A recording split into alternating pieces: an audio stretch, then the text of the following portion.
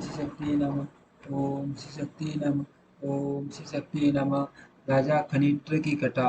मार्कंडेय जी कहते हैं, सुनंदा के गर्भ से बस प्री के 12 पुत्र हुए, जिनके नाम इस प्रकार हैं: प्रांशु, पदवीर, सुशकर, विक्रम, बलि, बलाक, चंड, प्रचंड, सुविक्रम और स्वरूप। ये सभी महाभारत संग्राम विजयी थे। इनमें इनमें महापराक्रमी प्रांशु ज्येष्ठ थे। अत वही राजा हुए। शेष 22 सेवक की पार्टी उनकी आज्ञा के अधीन रहते थे। उनके यज्ञ में इतना धन दान दिया गया कि ब्राह्मणों तथा निम्न वर्ण के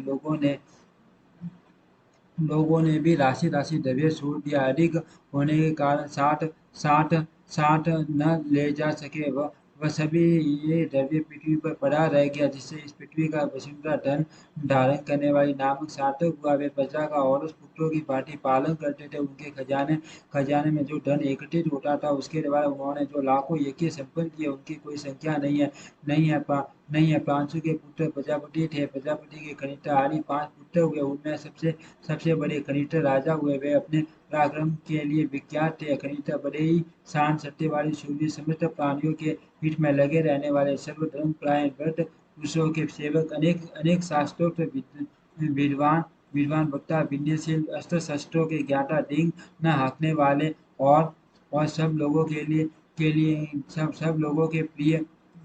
के प्रिय थे। वे दिन रात रात यही कामना किया करते थे, समस्त प्राणी प्रसन्न रहे, दूसरों पर भी स्नेह रखे, सब जीवों का कल्याण हो, सभी निर्भय हो, किसी भी प्राणी को कोई व्याधि व्याधि एवं मानसिक व्यथा न हो, समस्त प्राणी सबके प्रति मित्र भाव के पोषक हो, ब्राह्मणों का कल्याण हो, सब में परस्पर प्रेम रहे, सब वर्णों की उन्नति हो, समस्त कर्मों में सिद्धि प्राप्त हो, लोगों सब भूतों के प्रति आपकी बुद्धि कल्याण में हो। आप लोग जिस प्रकार अपना तथा अपने पुत्रों का सर्वदा हित चाहते हो, उसी प्रकार सब प्राणियों के प्रति हित बुद्धि रखते हुए बर्ताव करो। यह आपके लिए अत्यंत हित की बात है। कौन किसका अपराध करता है? यदि यदि कोई मूढ़ किसी का थोड़ा भी अहित करता है तो वह निश्चय ही उसका फल भोगता है, क्योंकि फल सदा कर्ता को ही मिलता है। लोगों ये विचार कर सबके प्रति पवित्र भाव रखो, इससे इस लोक में पाप नहीं बनेगा और आपको उत्तम लोगों की प्राप्ति होगी। बुद्धिमानों में मैं तो यह चाहता हूँ कि आज जो मुझसे स्नेह रखता है, उसका इस पृथ्वी पर सदा ही कल्याण हो, तथा जो इस लोक में मेरे साथ द्वेष रखता है, वह भी कल्याण का ही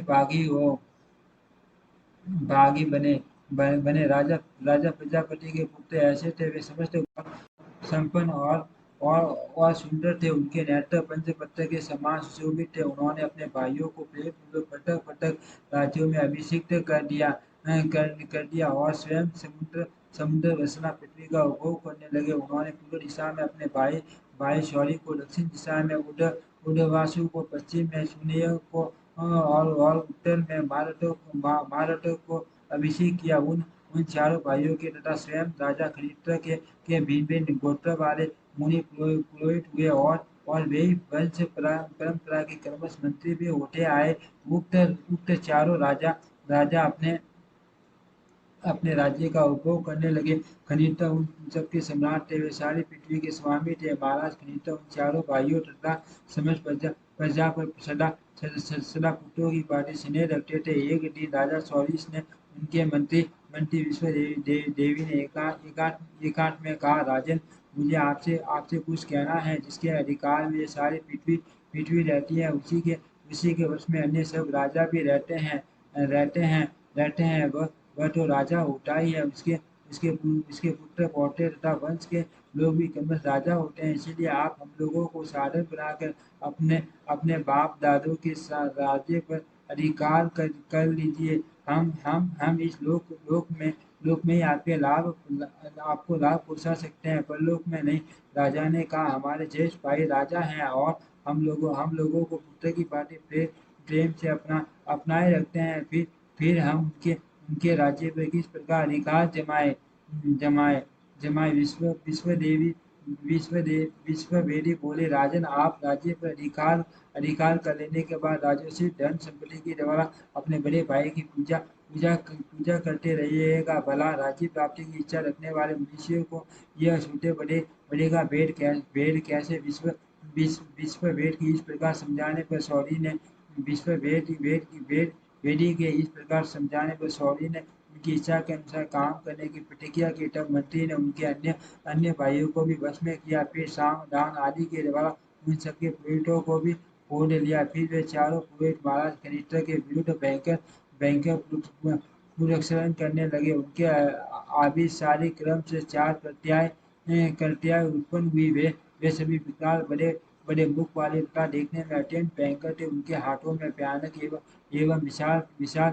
विशाल त्रिशूल था। वे सभी सभी राजा कनिष्ठ के पास आए। राजा साधु पुरुष थे, अतः उनके पुण्य पुण्य समूह से वे प्राप्त हो गए और लौटकर उन दुष्टात्मा पुरोहितों पर ही टूट पड़ी। कर्ताओं ने उन चारों पुरोहितों तथा सौरी के दुष्ट मंत्री विश्व वेदी को भी जलाकर भस्म कर डाला। न इस घटना से सब लोगों को बड़ा विस्मय हुआ, क्योंकि भिन्न भिन्न नगरों में निवास करने वाले वे सभी पुरोहित और मंत्री एक ही समय नष्ट हुए। महाराज कनिष्ठ ने भी जब सुना कि भाइयों के पुरोहित मर गए और मंत्री विश्ववेदी भी जलकर भस्म हो गए, तब उन्हें बड़ा विस्मय हुआ। उन्होंने सोचा, ये क्या बात हो गई। महाराज को इसका कुछ भी ये कारण नहीं मालूम हुआ। तब उन्होंने अपने घर पर पधारे हुए महर्षि वशिष्ठ जी वशिष्ठ जी से पूछा, ब्राह्मण भाइयों के पुरोहित और मंत्री जो नष्ट हो गए, इसका क्या कारण है। राजा के इस प्रकार पूछने पर महामुनि वशिष्ठ ने सब बतान ठीक बता दिया। सौरी के मंत्री ने जो भाइयों में भेद डालने वाली बात कही थी और सौरी ने जो उत्तर दिया था, पुरोहितों ने जो विचार कर्म किया था, जिस कारण उनकी मृत्यु हुई, वे सब बातें मन ऋषि ने निवेदन की। ये सब समाचार सुनकर महाराज खत्री ने कहा, मुझ पापी भाग्यहीन तथा दुष्टों को धिक्कार है, जिनके कारण कारण चार ब्राह्मणों की हत्या हुई। मेरे राज्य को धिक्कार है तथा मान राजाओं के कुल में लिए हुए जन्मों को भी धिक्कार है, क्योंकि मैं ब्राह्मणों के विनाश का कारण बन गया। वे पुरोहित तो अपने स्वामी मेरे भाइयों का कार्य कर रहे थे, उस दिशा में उनकी मृत्यु हुई। अतः दुष्ट वे नहीं है, मैं ही दुष्ट हूँ, क्योंकि मैं ही उनके नाश का कारण बना हूँ। ऐसा विचार करके महाराज क्षत्रिय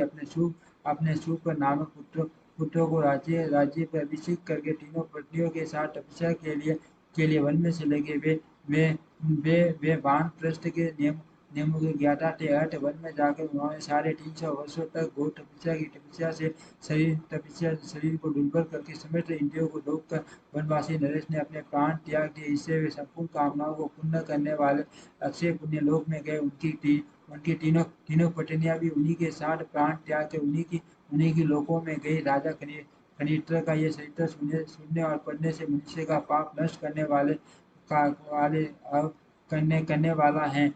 अब शुभ का वरदान सुनो। ओम श्री शक्ति नमः। ओम श्री शक्ति नमः।